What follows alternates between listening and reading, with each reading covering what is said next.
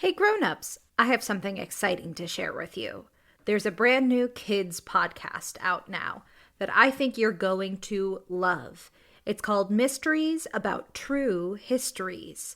This show is perfect if you love adventures, solving riddles, and maybe even some wacky math problems. But I need a little help from some new friends to tell you more. Max and Molly, take it away. From the creators of Who Smarted, Starglow Media, comes a brand new podcast called Mysteries About True Histories. Does that sound serious enough? Max, we only have 30 seconds for this promo. Just tell them how your mysterious aunt recruited us into a secret order of problem solvers who travel time and have epic adventures. I don't have to. You just did. Catch new episodes of Mysteries About True Histories every Thursday on Apple Podcasts or wherever you listen to podcasts. Hey, Tailblazers! I'm Rebecca Cunningham, and this is Girl Tales, a kids' podcast of feminist stories for a new generation. Before we get started, I'd like to wish a very happy birthday to Maya, Luna P. in Lee, New Hampshire, Lumi, Roa in Cork, Ireland, and Gomo Mary wants to send a very happy birthday to Alma. Grownups, if you would like to hear your child's name at the top of our next tale, head to patreon.com/girltales and donate today. Now on to our episode. This is Hallie the Piper. Enjoy. I'd like to tell you about a friend of mine. Her name is Hallie, but she is also known as the Piper. She plays a set of pipes. Bagpipes, that is. Hallie is a 12-year-old girl who plays the bagpipes, so everyone in Freshwater knows her. How could you miss a colorful bagpiping kid? Hallie is a talented piper, but the trouble is, not everyone likes the music of bagpipes, especially not Mayor Lucinda, who prefers peace and quiet. Hallie, I know you love to make music, but Freshwater town bylaws state that bagpipe playing is restricted to the hours of 12 noon to 12:30. That's only half an hour a day, Mayor. That's not enough time to become a true master of the pipes. Hallie responded, but the mayor told Hallie there was nothing anyone could do. The law's the law. Hallie was determined to get as much practice in as she could.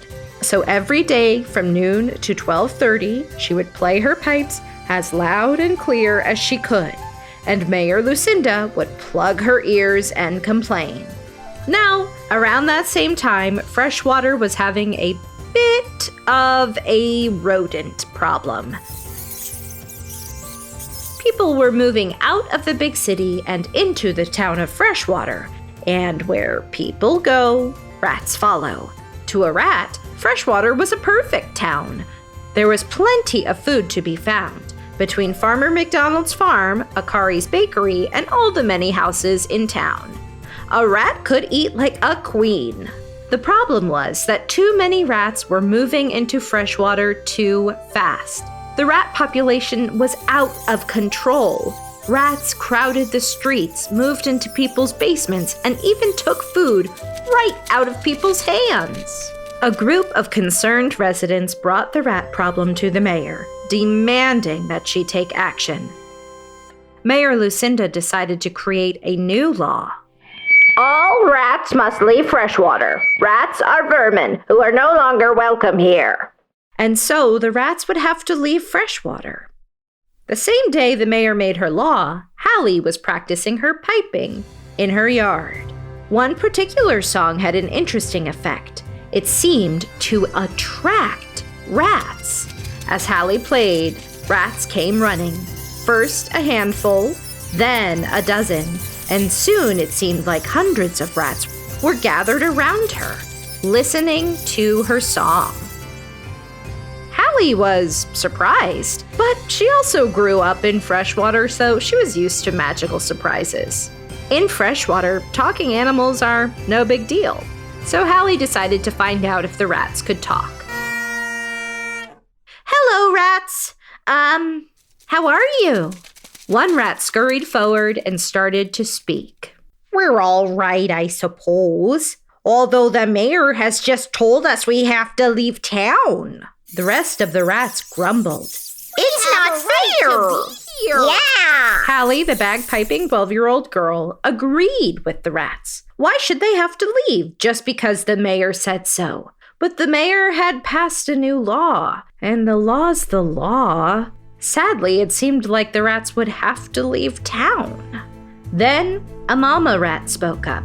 She was holding her 3 baby rats.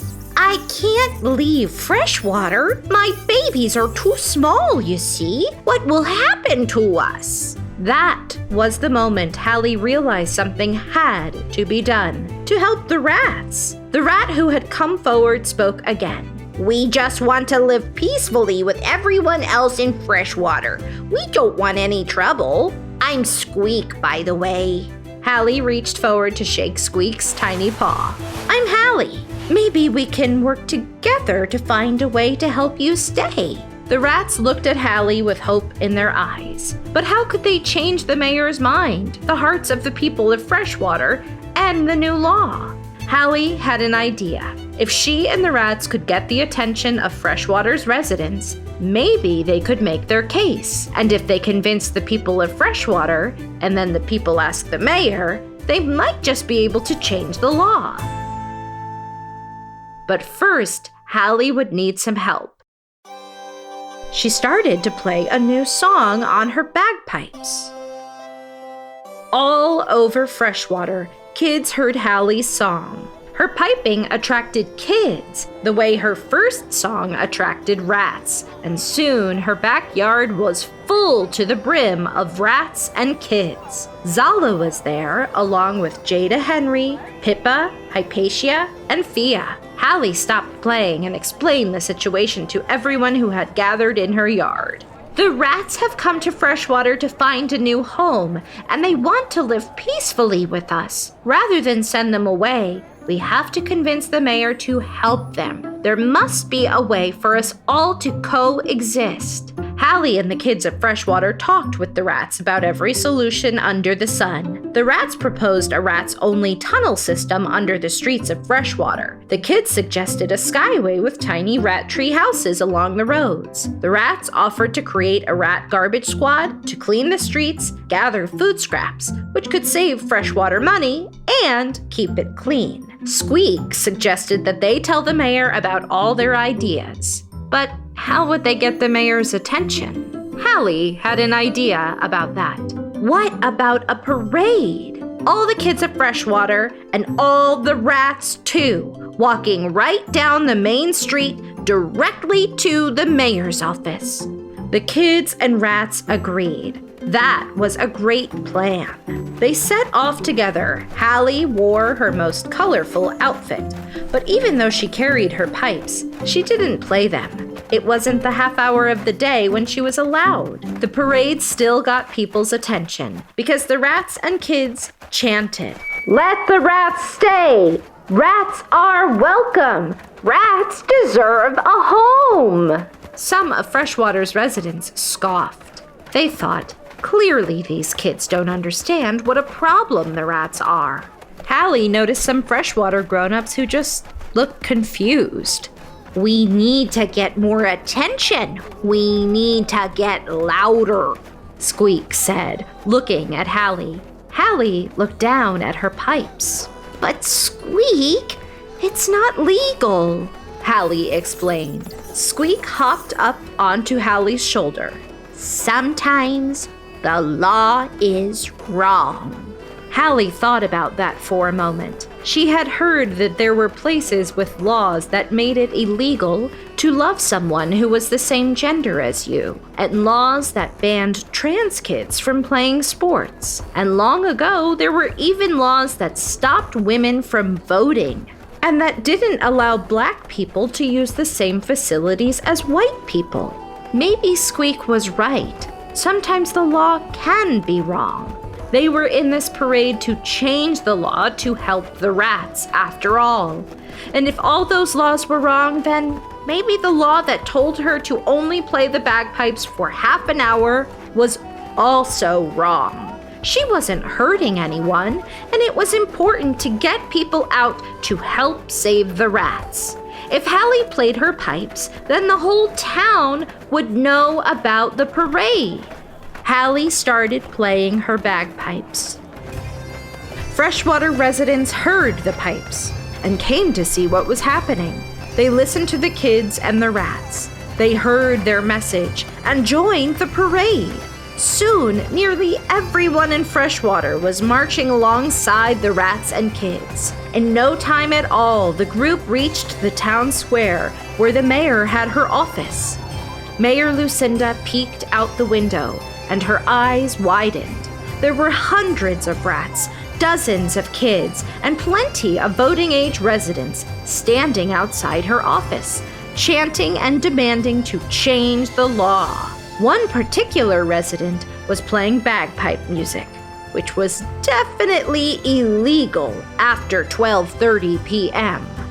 Mayor Lucinda thought about yelling at all of them to go home, but she was worried that this whole rat situation would affect the next election.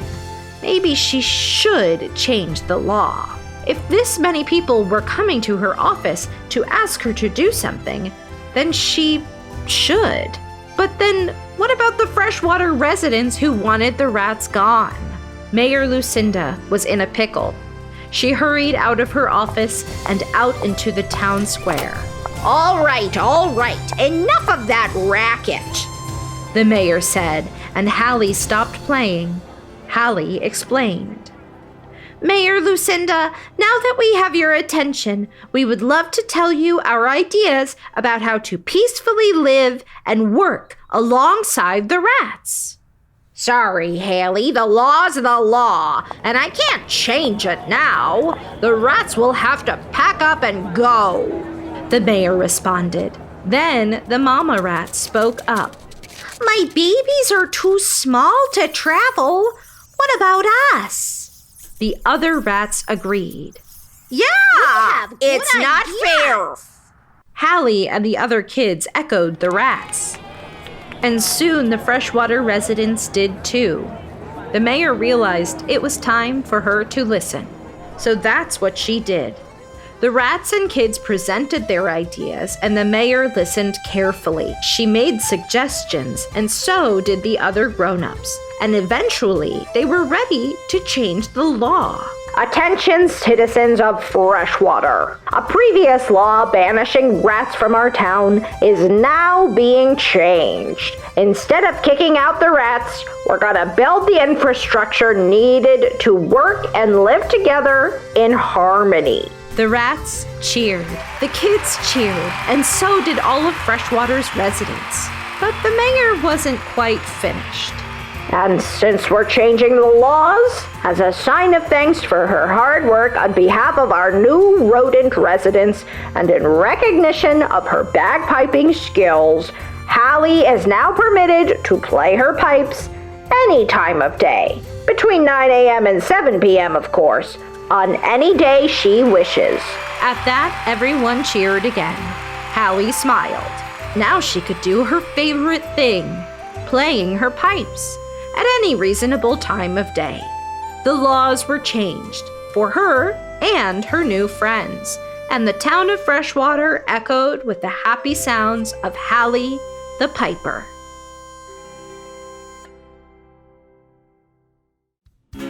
That was Hallie the Piper, written by Tessa Flannery, produced by Chad Chenail, performed and executive produced by Rebecca Cunningham. Don't forget to subscribe, rate, and review on Amazon Music or wherever you get your podcasts. Girl Tales is a Cordelia Studios production. And grown-ups, don't forget you can get access to ad-free episodes of the Girl Tales podcast, as well as a range of other shows for the kids in your life by subscribing to Star Glow Plus on Apple Podcasts. Grown-ups, if you would like extra stories for your Tailblazers to listen to, like the original Alice's Adventures in Wonderland or The Wonderful Wizard of Oz, performed by me, well, there's only one place to get it. Head to patreon.com/girltales and join Team Dorothy or above. And Grownups, you can also find Girl Tales and Cordelia Studios on Instagram, TikTok, and Facebook. And hey, if you loved this story, share it with a friend. Oh, and remember, I believe in you. Vienna Princess.